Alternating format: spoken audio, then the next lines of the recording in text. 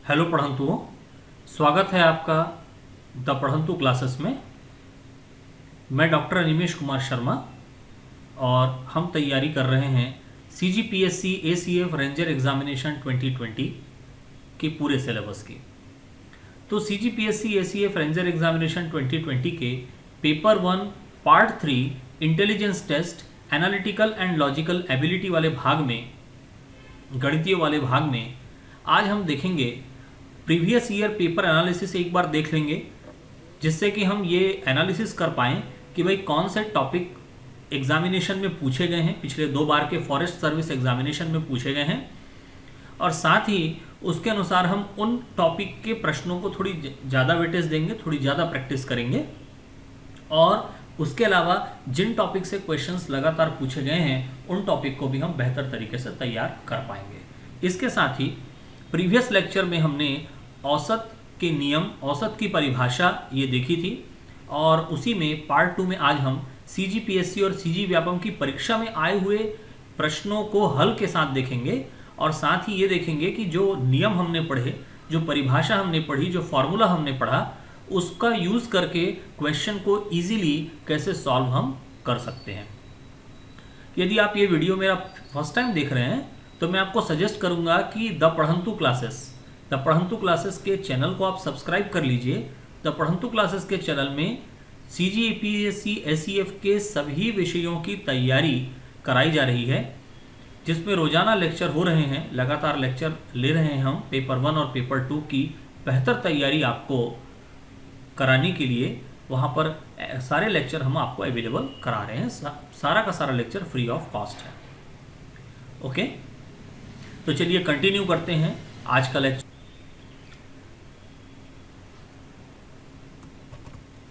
देखिए,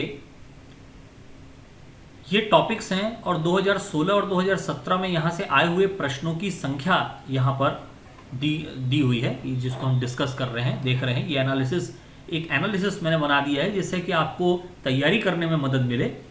ठीक है, लगातार आप लोगों के कमेंट्स आ रहे थे कि सर इस पार्ट में हमें क्या क्या प्रिपेयर करना है। तो देख लीजिए, ये टॉपिक के भी मैंने नाम लिख दिए हैं, जिससे कि आपको समझ में आ जाए कि कौन कौन से टॉपिक इसमें हमें कवर करने हैं। ठीक है, क्योंकि सिलेबस में ये सभी टॉपिक के नाम मेंशन नहीं है, पेपर नेम मेंशन है और कुछ कॉमन लाइंस उसमें गिवन है। तो देख लीजिए, संख्या पद्धति जो है, यहाँ से कुल 3 प्रश्न पूछे गए थे 2016 में। हर एक प्रश्न जो है वो 2-2 नंबर का है, अभी भी 2 नंबर का ही रहेगा, है ना।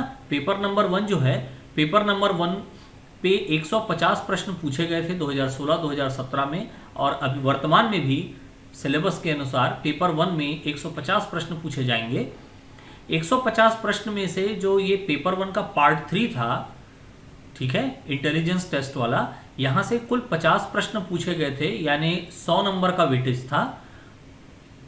तो इस बार भी हम एक्सपेक्ट कर सकते हैं कि 50 प्रश्न पूछे जाएंगे, क्योंकि पेपर नंबर 1 के सिलेबस में कहीं कोई बदलाव नहीं है, कोई नया टॉपिक न जोड़ा गया है, न घटाया गया है, पैटर्न बिल्कुल उसी तरीके से रखा गया है। तो 50 प्रश्नों का वेटेज यहाँ से रहेगा। संख्या पद्धति से 3 प्रश्न पूछे गए थे, तो प्रश्नों की संख्या में आप 2 का गुणा करके आप मार्क्स वेटेज भी आप देख सकते हो, यानी 6 नंबर का प्रश्न पूछा गया था 2016 में, और 2017 में 4 प्रश्न पूछे गए थे। तो ये बहुत एक इम्पॉर्टेंट टॉपिक है। देखिए, 4 प्रश्न पूछे गए थे 2017 में, यानी 8 नंबर का वेटेज हो गया।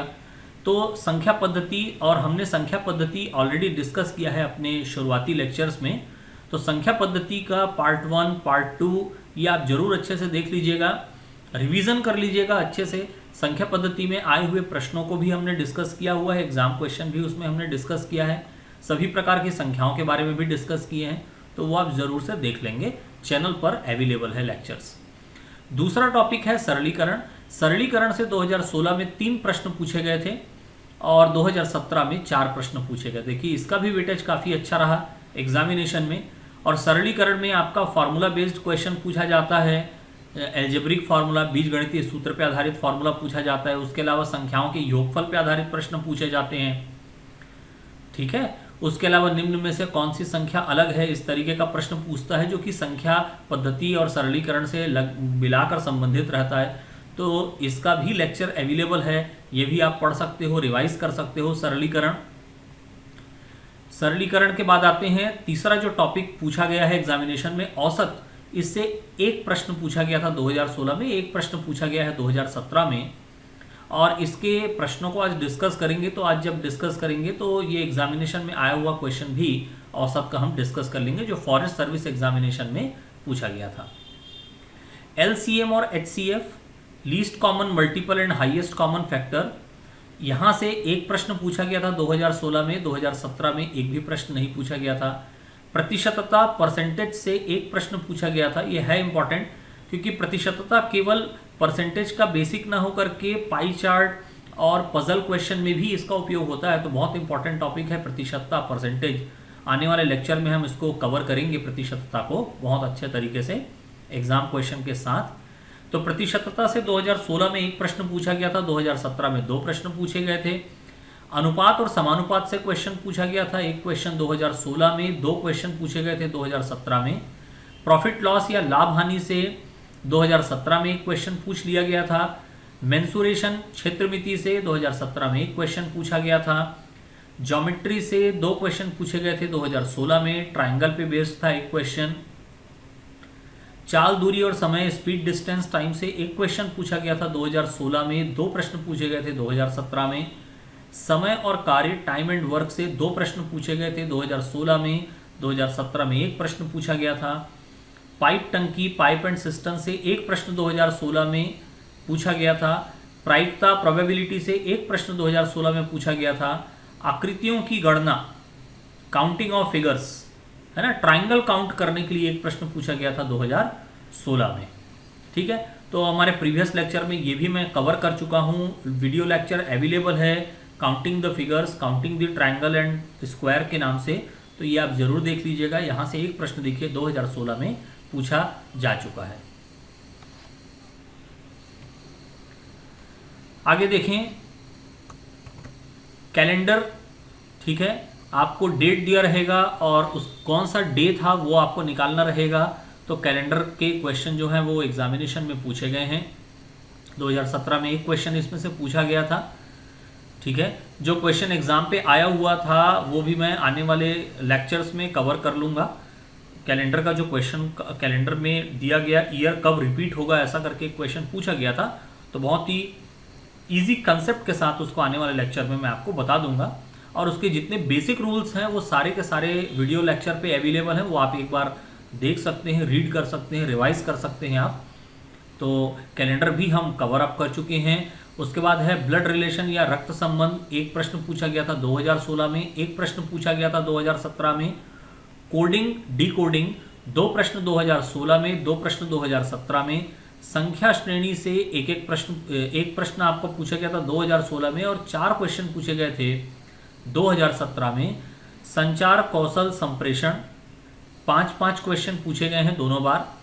एनालॉजी, समानता, ये एक प्रश्न पूछा गया था 2016 में, एक 2017 में। मिसिंग नंबर के क्वेश्चन CGPSC और CG व्यापम में एक बहुत ही इम्पॉर्टेंट टॉपिक रहा है। यहाँ से लगातार क्वेश्चन जो है वो पूछे जा रहे हैं। पिछले 5 सालों के एग्जामिनेशन की हम बात करें तो मिसिंग नंबर से क्वेश्चन जो है वो लगातार पूछे जा रहे हैं। तो आने वाले लेक्चर्स में ये भी कवर करेंगे। मिसिंग नंबर का क्वेश्चन भी एग्जामिनेशन में पूछा गया है। वेन डायग्राम से क्वेश्चन, 3 प्रश्न, लिंक आंसर क्वेश्चन, इन्हें एक इन्फॉर्मेशन दिया और उस एक इन्फॉर्मेशन के बेस पे 3 प्रश्न, जुड़े हुए प्रश्न, लिंक आंसर क्वेश्चन 2017 में पूछा गया था।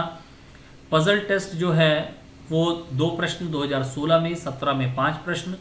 पाई चार्ट से 4 क्वेश्चन सीधे सीधे पूछे गए थे 2017 के एग्जामिनेशन में। इसमें परसेंटेज का यूज़ होता है पाई चार्ट में। तो ये कहीं ना कहीं लिंक्ड है किससे, परसेंटेज वाले टॉपिक से। परसेंटेज हम एक बार समझ जाएंगे तो ये पाई चार्ट से आने वाले सारे प्रश्न को भी हम बहुत अच्छे से बना पाएंगे। रैंकिंग या क्रम व्यवस्थीकरण से एक प्रश्न 2016 में पूछा गया था। आंकड़ों की पर्याप्तता से 4 प्रश्न, लिंक आंसर क्वेश्चन वाला था। एक इन्फॉर्मेशन देकर उसी के आधार पर 4 प्रश्न पूछ लिए गए, इस प्रकार का था। सीलॉगिज्म या न्याय निगमन से संबंधित प्रश्न, 3 प्रश्न आए हुए थे 2016 में। इंग्लिश अल्फ़ाबेट के अरेंजमेंट से रिलेटेड क्वेश्चन पूछे जाते हैं तो एक प्रश्न आया था। और इसके अलावा ही कुछ ऐसे प्रश्न भी पूछे जाते हैं एग्जामिनेशन में जो किसी पर्टिकुलर एक टॉपिक से ना होकर 2-3 छोटे छोटे कंसेप्ट उसमें यूज हो जाते हैं। तो ऐसे प्रश्नों को हम मिसलेनियस प्रश्न कह रहे हैं यहाँ पे। तो ये ऐसा नहीं कि ये किसी टॉपिक से रिलेटेड नहीं है, टॉपिक से रिलेटेड है, लेकिन उसमें कंसेप्ट दो या दो से ज़्यादा कंसेप्ट उसमें यूज हो जाते हैं। तो उसको किसी भी एक टॉपिक का कह पाना उचित नहीं है। मतलब ये सारे बेस अपने क्लियर रहेंगे तो एक क्वेश्चन इजीली हम सॉल्व कर पाएंगे। और 5 प्रश्न वैसे ही पूछे गए थे आपके 2017 में मिसलेनियस सेक्शन से। तो ये 50 प्रश्न जो पूछे गए थे उसका ये एक्सप्लेनेशन है। 2016 और 2017 में जो 50-50 प्रश्न पूछे गए हैं उसका एक्सप्लेनेशन है, बहुत अच्छा वेटेज रखता है। तो आप बने रहिए हमारे साथ, द पढ़ंतु क्लासेस के साथ पे आप बने रहिए। हम आपको अपने बेहतर प्रयास के साथ आपको सारे सब्जेक्ट की पूरी तैयारी करवाएंगे और साथ ही साथ में आपको आने वाले एग्जामिनेशन के लिए अच्छी तैयारी प्रोवाइड करेंगे। तो चलिए, ये तो हो गया एग्जाम एनालिसिस। तो यहाँ से एक आपको आइडिया मिल जाएगा कि कौन कौन से टॉपिक आपको पढ़ने हैं, कौन कौन से टॉपिक से प्रीवियस ईयर के एग्जामिनेशन में क्वेश्चन पूछे गए हैं। ठीक है, इसमें से काफ़ी टॉपिक हम ऑलरेडी कवर कर चुके हैं। तो ये आपका कैलेंडर वाला टॉपिक, जैसा कि मैंने आपको बताया कि कवर कर चुके हैं। संख्या पद्धति कवर हो चुका है, सरलीकरण कवर हो चुका है। ठीक है, और आकृतियों की गणना में त्रिभुजों की गणना करना, स्क्वायर्स की गणना करना, ये भी हम कवर कर चुके हैं। एवरेज का जो फाइनल पार्ट है, रूल्स तो सारे कवर कर लिया है हमने पिछले लेक्चर में। आज के लेक्चर में हम जो एग्जामिनेशन में क्वेश्चन आए हुए हैं उनका सॉल्यूशन देख लेते हैं कि किस तरीके से हम उन प्रश्नों को बनाएंगे। आज जो औसत पे मैं क्वेश्चन ले रहा हूँ ये सारे के सारे सीजी व्यापम और सीजीपीएससी के एग्जामिनेशन में पूछे गए हैं, जिसमें कि एक प्रश्न असिस्टेंट कंजर्वेटर ऑफ फॉरेस्ट में पूछा गया है, वो भी शामिल किया है मैंने। तो चलिए, आज का टॉपिक हम कंटिन्यू करते हैं, सीधे सीधे प्रश्न पर आते हैं। मैं थोड़ा सा आपको याद दिला दूं कि औसत की परिभाषा मैंने आपको क्या बताई थी। औसत की परिभाषा मैंने आपको बताई थी कि औसत यानी दिए गए संख्याओं का योग, मान लो उसको मैं s बोल देता हूं, और दी गई कुल संख्या मान लो मैं संख्याओं को n कह देता हूं, उनकी काउंटिंग को मैं क्या कह देता हूं, n कह देता हूं, है ना। और साथ ही एवरेज को बार बार पूरा लिखने से मैं इसको a से मान लो डिनोट कर देता हूं। तो a equal to s by n, यानी औसत बराबर होता है दिए गए संख्याओं का योगफल बटे संख्याओं की कुल संख्या। ठीक बात है। या ऐसा भी बोल सकते हैं sum of the quantity number of quantity, यानी दी गई राशियों का योग बटे राशियों की संख्या। ठीक बात है, ये मैं आपको बता चुका हूं परिभाषा में, इसकी कोई इकाई नहीं होती है। और यहीं से एक और चीज बता दूं आपको कि यदि आपको राशियों की संख्या और उनका औसत यदि पता है, आपको अलग अलग संख्या नहीं भी पता, लेकिन यदि राशियों की संख्या आपको दी गई है और आपको औसत उनका बता दिया गया है, तो आप ये ट्रांसफर करोगे लेफ्ट साइड में, भाग में है n, गुणा में आएगा, तो s बराबर हो जाएगा a इंटू n, यानी संख्याओं का योगफल बराबर हो जाएगा औसत गुणित राशियों की संख्या या दी गई संख्याओं की संख्या। तो ये जो कंसेप्ट है बहुत इंपॉर्टेंट है। इसी एक कंसेप्ट से आप देखिएगा कि बहुत से क्वेश्चन जो है वो बन जाते हैं। क्वेश्चन किसी भी तरीके से पूछा रहे, हम आसानी से उसका उत्तर निकाल सकते हैं। चलिए आ जाते हैं क्वेश्चन पे। क्वेश्चन नंबर 1, 5 संख्याओं का औसत 18 है। देखिए n बराबर आपको 5 दिया है और औसत 18 दिया है। तो देखिए यहाँ से सम निकाल लेता हूँ मैं। ये कितने संख्याओं का है? 5 संख्याओं का। तो देखिए 5 संख्याओं का सम, S5 बोल देता हूँ मैं थोड़ी देर के लिए। ठीक है, तो औसत हो गया आपका 18 और संख्या जो है वो है 5, तो 18 पंचे हो गया आपका 90। आगे लिखा है यदि एक संख्या हटा दी जाती है तो औसत 16 हो जाता है। मतलब ये जो 5 संख्याओं की बात हो रही है ना, हमको अलग अलग 5 संख्या नहीं पता, लेकिन हम दोनों को गुणा करके उन 5 संख्याओं का टोटल जरूर पता कर लिए। ये टोटल हमको पता लग गया। अब यदि उसमें से कोई एक संख्या हटा दी जाती है, कौन सी संख्या हटाई जाती है ये भी नहीं पता, तो औसत 16 हो जाता है। तो ऑब्वियस सी बात है कि भाई एक संख्या हटा दोगे तो बच गई 4 संख्याएं। तो अब जो औसत है वो कम हो जाता है, 16 हो जाता है। तो 4 संख्याओं का एक संख्या हटा दी गई, 4 संख्याओं का औसत हो जाता है 16। तो 16 चौक हो जाएगा 64। ये 5 संख्याओं का टोटल है, ये 4 संख्याओं का टोटल है, दोनों का डिफरेंस निकाल लेते हैं। तो 10 में से 4 गए, बच गए 6, और यहाँ बचा 8, 8 में से 6 गया, कितना बच गया आपके पास? 2। तो क्लियर है, इसका मतलब वो जो दोनों के बीच में गैप आ रहा है वो क्या है, वो जो एक संख्या निकाली गई 5 और 4, जो एक संख्या हटाई गई संख्या, ये वो हटाई गई संख्या है 26। तो इसका मतलब आंसर हमारा कौन सा हो जाएगा, डी हो जाएगा। हटाई गई संख्या क्या हो गई, 26। मैंने कुछ नहीं किया है, इसी फॉर्मूले को यूज़ किया है दोनों बार। एक बार 5 संख्या के लिए मैंने यूज़ किया और एक बार मैंने किसके लिए यूज़ किया, 4 संख्या के लिए यूज़ किया है। क्लियर है, समझ में आया होगा आपको बेहतर तरीके से। चलिए आगे प्रश्न पर आ जाते हैं। देखिए अगला प्रश्न है, ये जो है वो असिस्टेंट कंजर्वेटर ऑफ फॉरेस्ट में आया हुआ क्वेश्चन है 2016 में।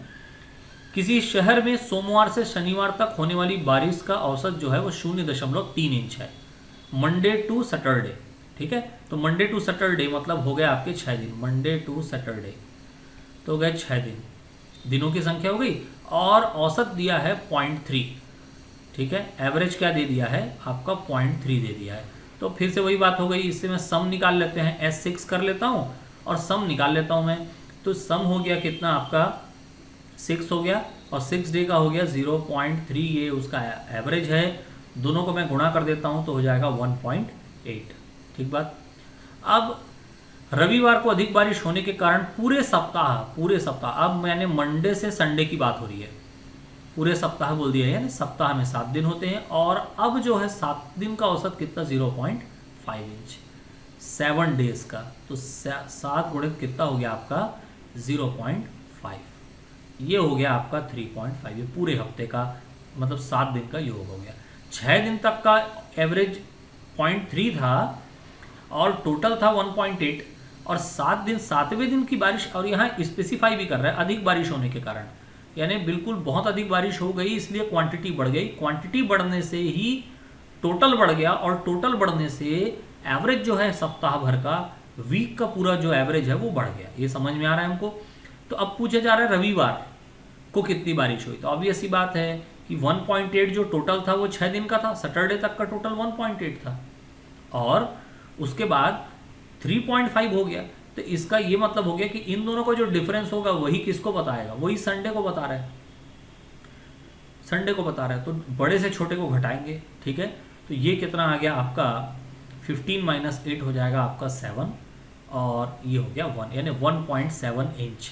तो ये बहुत आसान सा क्वेश्चन और सेम कंसेप्ट लग रहा है, sum equal to average into number. यही मैं कंसेप्ट यूज़ कर रहा हूँ, यही मैंने पहले क्वेश्चन में भी यूज़ किया था, यही मैंने दूसरे क्वेश्चन में यूज़ किया है और यही कंसेप्ट आपको ACF के एग्जामिनेशन में भी पूछा गया है। ठीक बात है। तो ये सेकंड क्वेश्चन हुआ और ये फॉरेस्ट एग्जामिनेशन में आया हुआ क्वेश्चन है। आगे देखते हैं, चलिए।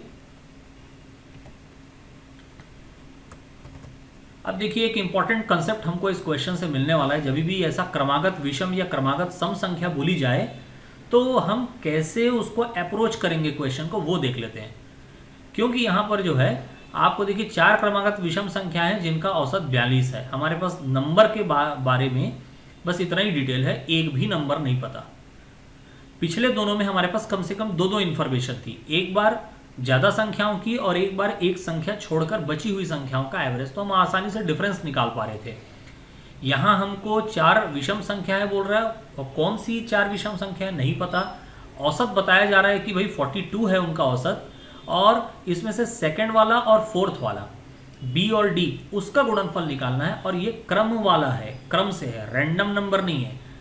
ठीक है, रैंडम नंबर नहीं है, बड़े से छोटे या छोटे से बड़े की तरफ जमाएंगे तो दूसरे और चौथे नंबर का, ठीक है, दूसरे और चौथे नंबर का छोटे से बड़े की तरफ जमाए तो इस तरीके से हमें जो है उन्हीं संख्याओं का गुणनफल यहाँ पर बताना होगा।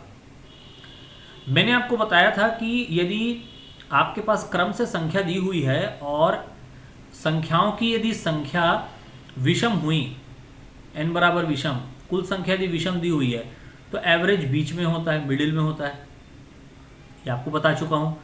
और सम हुई तो भी मिडिल में ही होता है, लेकिन निकालने का तरीका मैंने आपको बता दिया था, मिड 1 प्लस मिड 2 वाला आपको बताया था। ठीक है, लेकिन कुल मिलाकर के वो मिड में ही रहता है, मिड में आता है वो, ये मिड वाला नंबर इसी से निकलता है। और एवरेज रहता है, तो मिड में ही रहता है। तो यहाँ पे भी जो 4 संख्या बोली जा रही है उसके मिड में होगा एवरेज। तो ये हो गया आपका, मान लीजिए 1, ये 2, ये 3 और ये 4 संख्या हो गई, क्योंकि सम है तो बीच की 2 संख्याओं के बीच में होगा, मतलब ये दोनों संख्याओं के बीच में आपका औसत होगा, यानी ये 42 हो गया, इन दोनों के बीच में होगा। और ये ध्यान रखिएगा ये आपकी सम संख्या है, ये विषम नहीं है।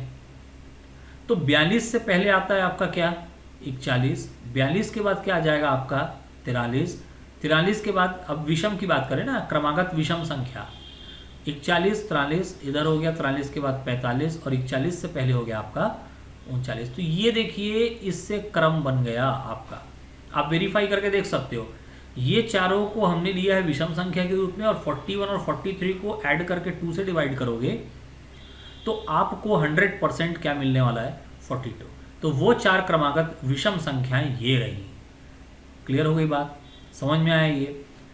तो ये इस तरीके से निकालेंगे कि भाई बीच की संख्या हमको मिल गई है, उसके एक पहले और एक बाद की संख्या रख लें, और उसके बाद फिर जब आपको 2 संख्या मिल जाए तो उस क्रमागत लिखा है ना लगातार, विदाउट एनी गैप, तो 41, 43 हो गया, तो 43 के बाद 45 आता है अगली विषम संख्या, 41 से पहले 39 आता है। 4 विषम संख्याओं के बारे में पता चल गया आपको। क्लियर है? यदि यही आपको दिया होता 5 क्रमागत विषम संख्या, तो 42 को बिल्कुल बीचों बीच रखते, 42 को एकदम बीच में रखते, ठीक है, और फिर हम संख्याएं लिखते। लेकिन ये भी क्लियर है कि जब 5 क्रमागत विषम संख्याएं देता तो ये जो संख्या है वो विषम ही रहती है ना, क्योंकि एवरेज जो है वो मिडिल नंबर होता, वो खुद उनमें से एक नंबर होता, और उन्हीं 5 में से एक नंबर होता तो वो विषम होता, सम नहीं होता। तो ये चीज़ों को थोड़ा सा आप ध्यान रखेंगे, सम संख्या हो विषम संख्या हो इसी तरीके से लेना है। मान लो ऐसा ही बोल दिया गया कि भाई 6 संख्या है, 6 सम संख्याएं हैं लगातार, 6 क्रमागत सम संख्या है बोल देता, और 6 सम क्रमागत सम संख्या का जो एवरेज है वो बता दिया जाता आपको 31 आपको बता देता। तो हम क्या करते, ये 31 हमारा हो गया, अब 31 से पहले आ गया आपका 30 और 31 के बाद आ गया आपका 32, ये 2 संख्या हो गई। और 32 के बाद फिर आप लिख लेते 34, 34 के बाद आप लिख लेते 36, इधर 30 से पहले आप लिख लेते 28 और 28 से पहले आप लिख लेते 26। तो ये 1 2 3 4 5 और ये 6 संख्याएं हो गई। तो इस तरीके से संख्या को डायरेक्टली पता किया जाता है, बिल्कुल परिभाषा का उपयोग कर रहे हैं कि भाई टोटल दी गई संख्या विषम काउंटिंग में हो या सम काउंटिंग में हो, एवरेज कहाँ पर होता है, हमेशा मिड में होता है, मध्य में होता है, बीच में होता है। ठीक, तो चलिए ये आपका हो गया ए, ये वाला आपका हो गया बी, ये वाला आपका हो गया सी, ये वाला हो गया आपका डी। ठीक, ए बी सी डी इसी क्रम में लिखना था, इसी क्रम में हमने ले लिया। अब आपके पास आ गया ये बी आ गया, ये डी आ गया, दोनों का गुणा कर लेते हैं, 41 और 45 का हम गुणा कर लेते हैं। गुणा आप करेंगे तो आप देख रहे हो 5 एकम 5, 5 चौक 20 हो गया। ठीक है, 4 से आप कर देंगे तो 4 और 4 चौक 16 हो गया। क्लियर दिख रहा है, उत्तर क्या हो जाएगा 1845, 1845 इसका आंसर होगा। क्लियर, तो ये कंसेप्ट आपको इसमें आई होप अच्छे से समझ में आ गया होगा। ये भी एग्जामिनेशन क्वेश्चन है, सीजी व्यापम के एग्जामिनेशन में आया हुआ। आज जो भी क्वेश्चन हम यहाँ डिस्कस कर रहे हैं ये सीजीपीएससी और सीजी व्यापम के एग्जामिनेशन में पूछे गए क्वेश्चंस हैं। तो कंसेप्ट भी देखते जाइए, साथ में जितना भी नियम हमने पढ़ा है वो कैसे अप्लाई हो रहा है वो भी देखते जाइए, बहुत इंपॉर्टेंट है। अब देखिए एक और क्वेश्चन, देखिए एज वाला क्वेश्चन तो एग्जामिनेशन में पूछता है। ठीक है, ये सीजीपीएससी में आया हुआ क्वेश्चन है। राकेश और मोहन की आयु का औसत 15 वर्ष है। देखिए 2 व्यक्ति, राकेश मोहन, फिर मोहन और रमेश की आयु का औसत 12 वर्ष है। एक और व्यक्ति यहाँ नया मिला, वो है रमेश।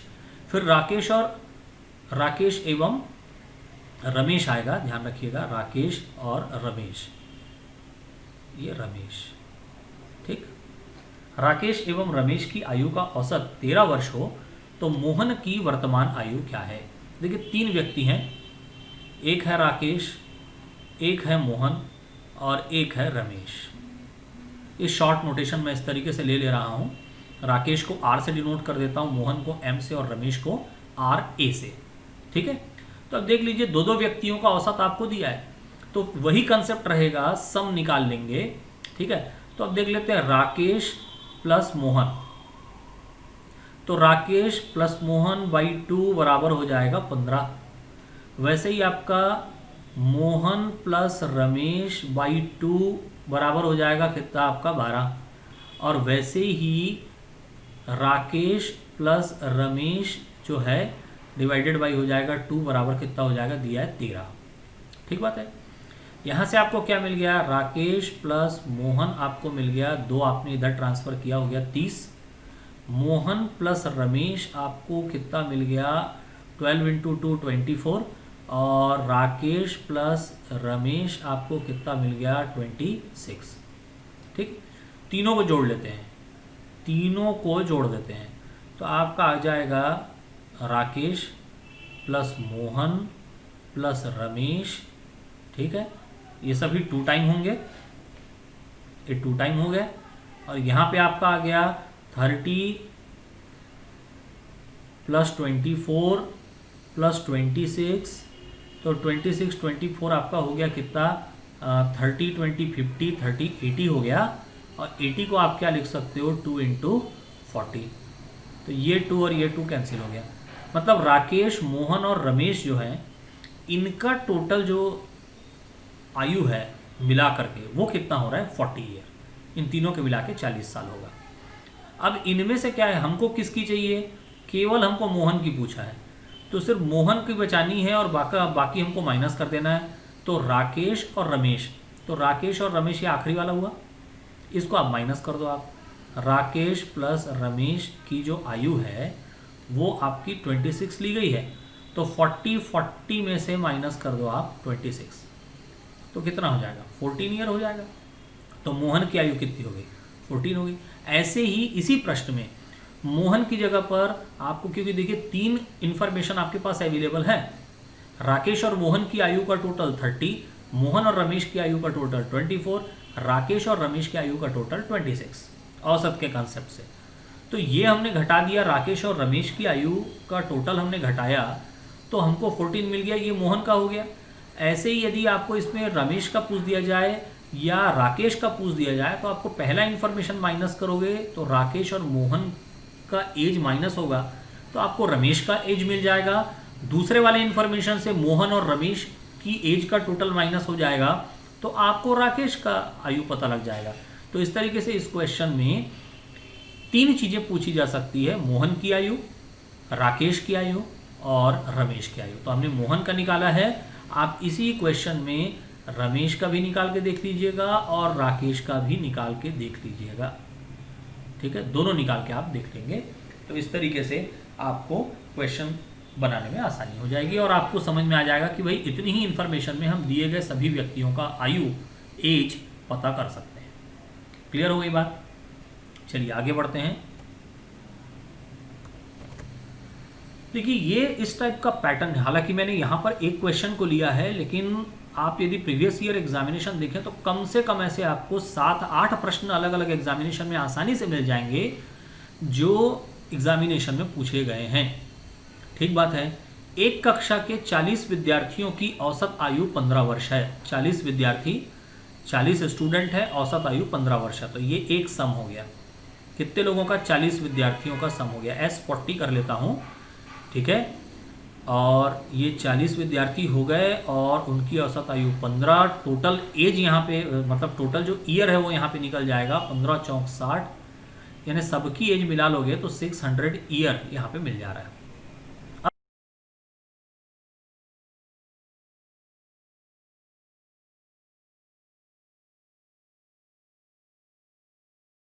दोनों का डिफरेंस देख लेते हैं। 56 आ रहा है डिफरेंस, यही किसकी आयु हो जाएगी, शिक्षक की, टीचर की आयु हो जाएगी। ठीक बात है, ये टीचर की एज हो गई 56 ईयर। बिल्कुल इजी, सब में मैं कंसेप्ट यूज कर रहा हूं, योगफल बराबर दी गई संख्या गुणित औसत, बस यही उपयोग हो रहा है, आप देख लीजिए। और ये रहा आंसर C 56 ईयर। क्लियर हो गई बात, बहुत इंपॉर्टेंट है। तो ये एग्जामिनेशन में क्वेश्चन जरूर पूछा ही जाता है एक। चलिए औसत के एक और प्रश्न की बात कर लेते हैं।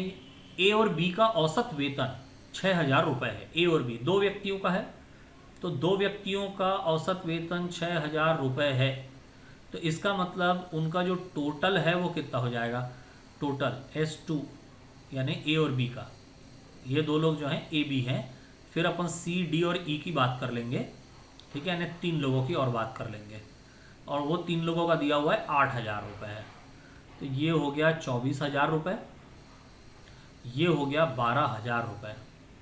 तो मिला देते हैं, तो मतलब इन A B C D E सभी का वेतन मिला के 4 और 2 6, 2 और 1 3, 36,000 रुपये हो जाएंगे, ठीक बात है।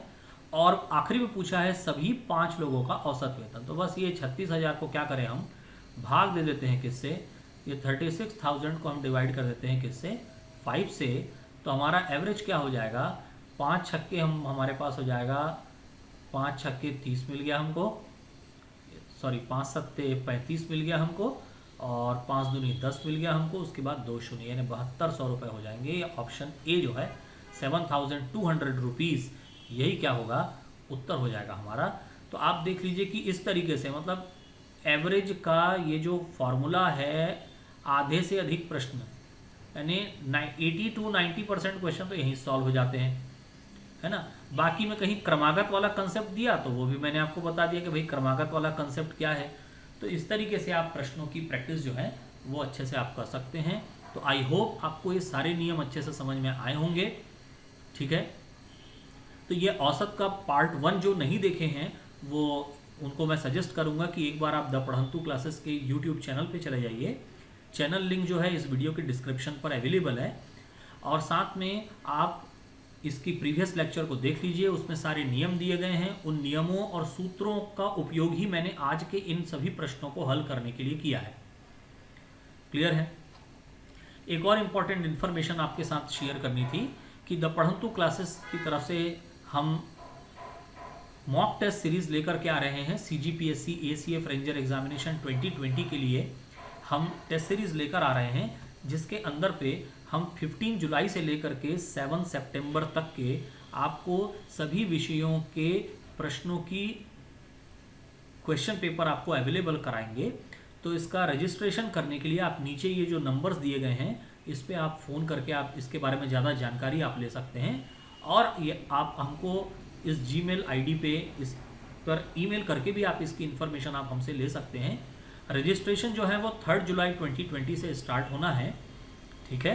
तो आप इन सभी टेस्ट को ज्वाइन करेंगे तो आपको 2000 प्रश्नों का संकलन आपको मिलेगा, जो कि इस एग्जामिनेशन की तैयारी में अपने आप को परखने के लिए बहुत इम्पॉर्टेंट साबित होगा, ठीक है। तो आप देख लीजिए, ये सारा टाइम टेबल भी हमने यहाँ पर अवेलेबल करा दिया है। ये हमारे टेलीग्राम चैनल पे भी ये डिटेल्ड टाइम टेबल अवेलेबल है, तो आप वहाँ से भी इसको देख सकते हैं। साथ में स्टूडेंट हेल्पलाइन पे आप कॉल करके आप इस एग्जामिनेशन का सारा डिटेल ले सकते हैं, ठीक है, कि किस समय पर एग्जामिनेशन होना है, कितने प्रश्न होंगे। यदि आपको इस तरीके की क्वेरी है तो आप बिल्कुल ले सकते हैं। बिल्कुल मिनिमम फीस पे हम आपको ये अवेलेबल करा रहे हैं, ताकि ज़्यादा से ज़्यादा स्टूडेंट जो हैं उनको ये इस पूरे टेस्ट का लाभ मिल सके। तो बने रहिए हमारे साथ इस YouTube चैनल पे। हम आपको बेहतर तैयारी जो है वो करा रहे हैं, प्रयास कर रहे हैं कि हम आपको बेहतर से बेहतर लेक्चर प्रोवाइड करें, बेहतर से बेहतर स्टडी मटेरियल प्रोवाइड करें। तो थैंक यू पढ़ंतुओं, मिलते हैं नेक्स्ट लेक्चर में। धन्यवाद।